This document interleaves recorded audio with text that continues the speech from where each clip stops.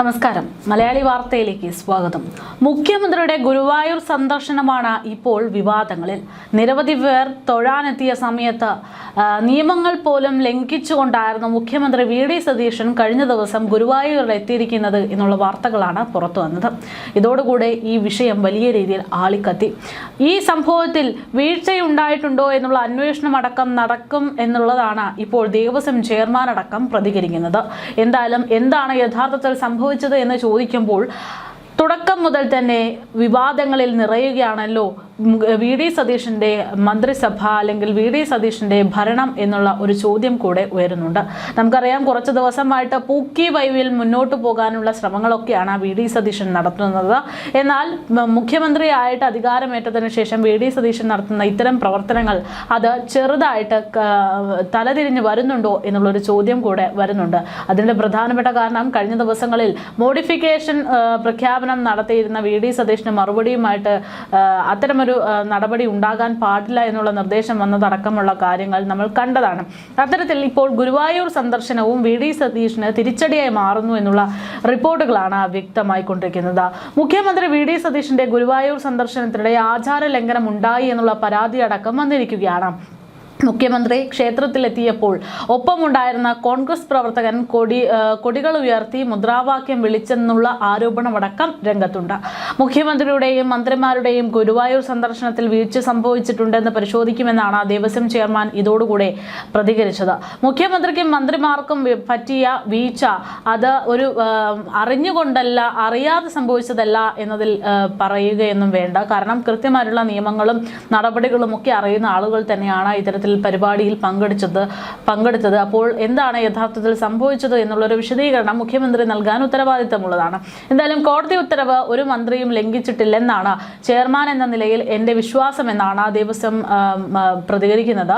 രേഖകൾ നോക്കിയാലേ അതിനെക്കുറിച്ചുള്ള കാര്യങ്ങൾ പറയാൻ സാധിക്കുള്ളൂ എന്നും അദ്ദേഹം പറഞ്ഞു. മുഖ്യമന്ത്രിയും മറ്റ് മന്ത്രിമാരും നിയമമനുസരിച്ചാണ് വന്നതെന്നും VIP എന്ന പരിഗണന നൽകിയിട്ടില്ലെന്നും വീഴ്ച സംഭവിച്ചിട്ടുണ്ടെന്ന് അറിഞ്ഞത് മാധ്യമങ്ങളിലൂടെയാണ് എന്നും ദേവസ്വത്തിന്റെ ഭാഗത്തു നിന്നുള്ള വിശദീകരണം വന്നു കഴിഞ്ഞു.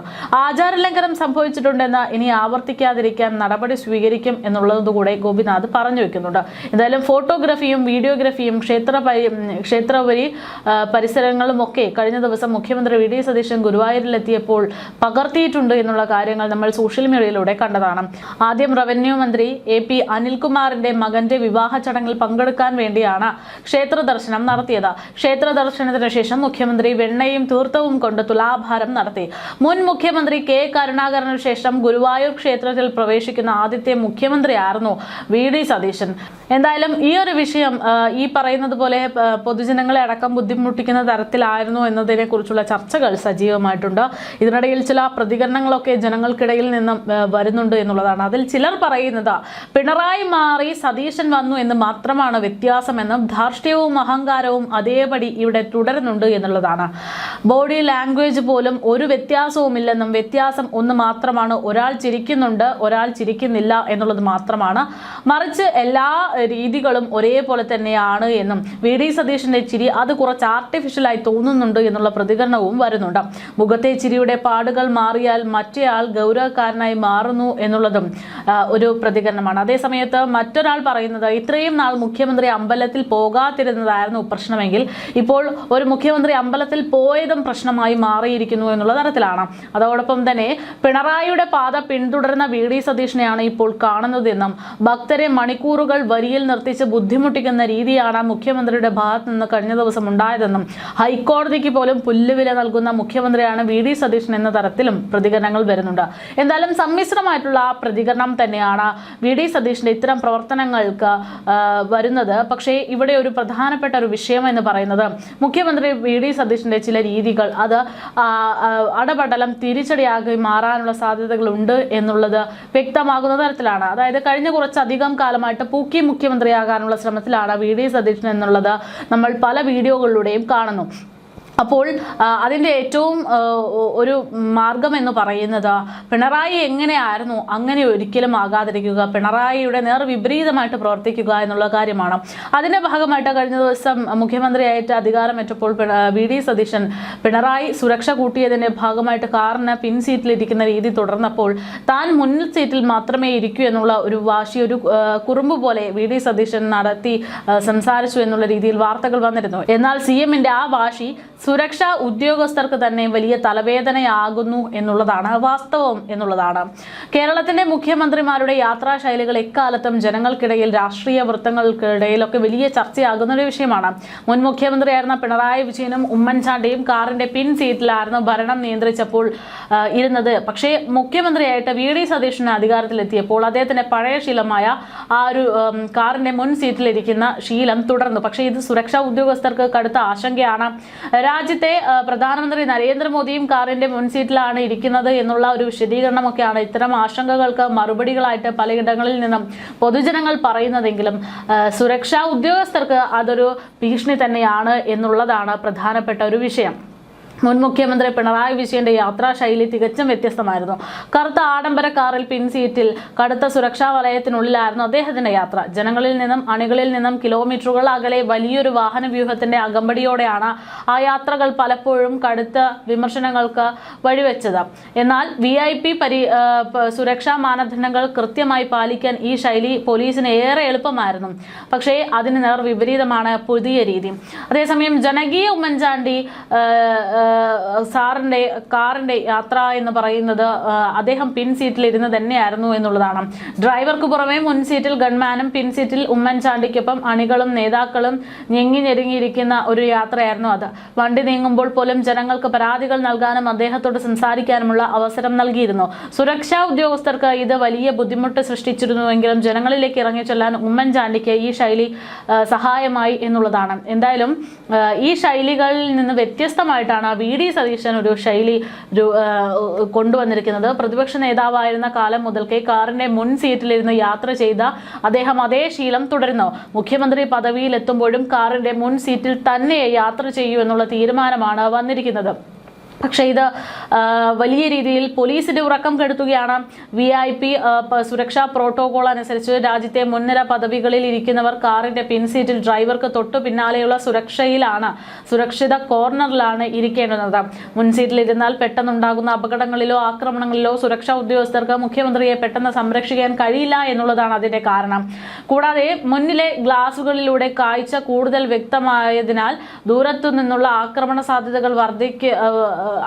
സാധ്യതകൾ മനസ്സിലാക്കാൻ പോലീസിന് അത് ഒരു സഹായമാകും. അതോടൊപ്പം തന്നെ ദൂരത്തു നിന്നുള്ള ആക്രമണങ്ങൾ ഉണ്ടാകാനുള്ള സാധ്യതയും അതോടൊപ്പം കൂടുന്നുണ്ട് എന്നുള്ളത് പോലീസിന് ഭയപ്പെടുത്തുന്നുണ്ട്.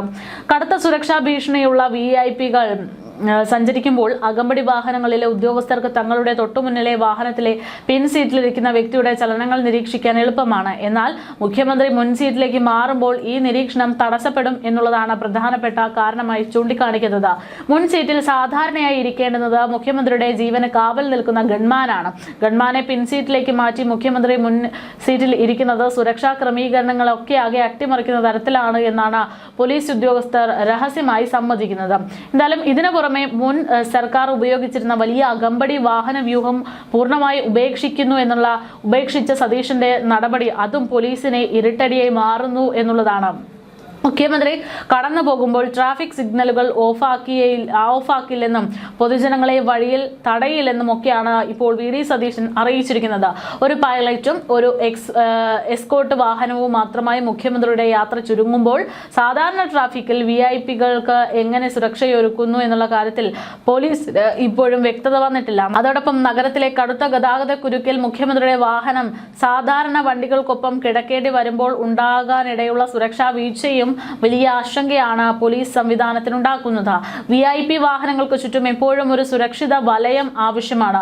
അകമ്പടി വാഹനങ്ങൾ കുറയുമ്പോൾ ഈ വലയം ഇല്ലാതാകുകയും മറ്റു വാഹനങ്ങൾക്ക് മുഖ്യമന്ത്രിയുടെ കാറിന് തൊട്ടടുത്തെത്താൻ എളുപ്പമായി സാധിക്കുകയും എന്നുള്ളതാണ്.